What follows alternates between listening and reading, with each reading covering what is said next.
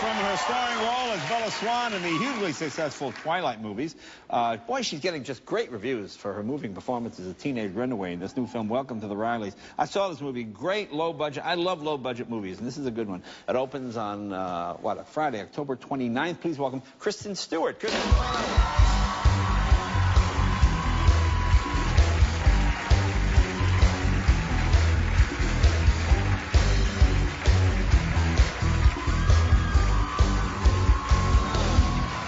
Nice to see you again. What's different? Okay, oh, the hair, okay. Got the blonde thing going. Yes. Yeah, how's that working out, okay? It worked out, yeah. It looks good, it looks good. Did you meet Terry? Yeah.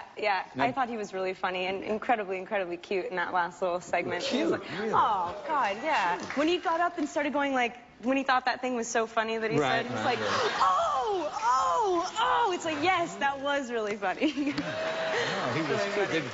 Did you know that he played football before the war? I don't know anything about before the war. Oh, yeah, like in 1938, he was probably I would say probably one of the greatest quarterbacks of all time. That's amazing. He got Super Bowl rings before there were Super Bowls. That's cute. Yeah, do you know he's an actor also? I've seen him in stuff, totally, yeah. Really, he pops up a lot. Yeah. Well, we have a clip from a film he did. Here, take a look. Here's Terry. What are you doing? Feeding the fish. Yeah. I see that. You're naked. In my room. But this is my naked room. I mean, it's my house. And ought to be able to do whatever he wants to do in his own house. Wore a suit for 40 years. So now we got 40 years of No suit.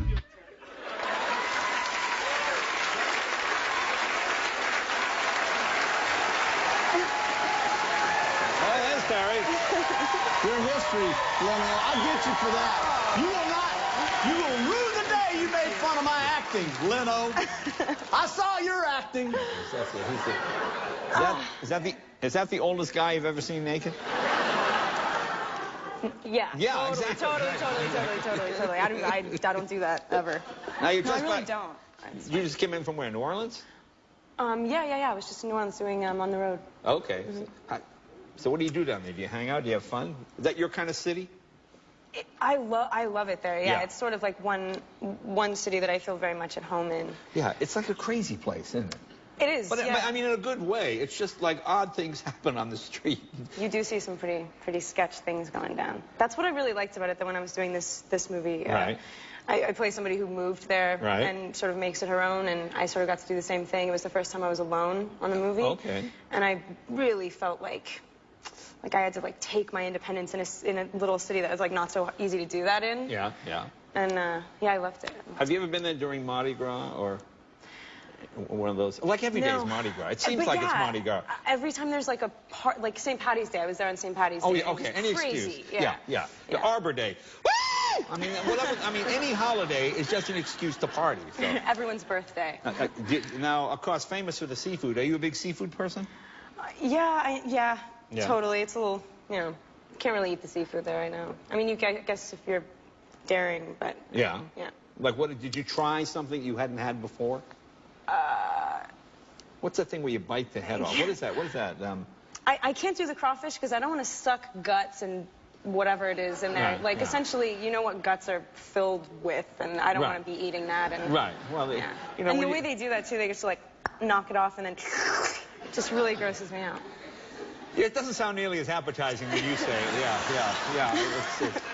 Okay, so now I know you grew up here in Los Angeles. Mm-hmm. Okay, so like, what do you do for time when you're here, when you're home? What do you do for time off? What's fun?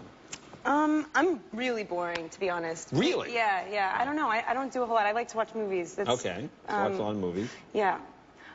We were talking about the Hollywood Cemetery and how the movies. Yeah, that's there a cool are thing, awesome. isn't it? It's a cool thing to do. Yeah. At the Hollywood Cemetery here, where it's all the famous people are buried, at least up until the 40s or 50s. Right. I don't know so much anymore. But they put screens up at midnight and they show films in the cemetery. Yeah, it's a very cool thing to do. And do you have a favorite headstone that you like to use? Or is there anybody? No. Like, what was the last movie you saw at the cemetery? Easy Rider. Easy Rider. Yeah. It was... Well, see, that's right, because that was probably the age you are now when that movie came out. What was your impression? Does it seem like just a million years ago? Is it still relevant to someone in your generation when you watch that film? What does it seem Yeah, like? I really liked it. I mean, it sort of has the.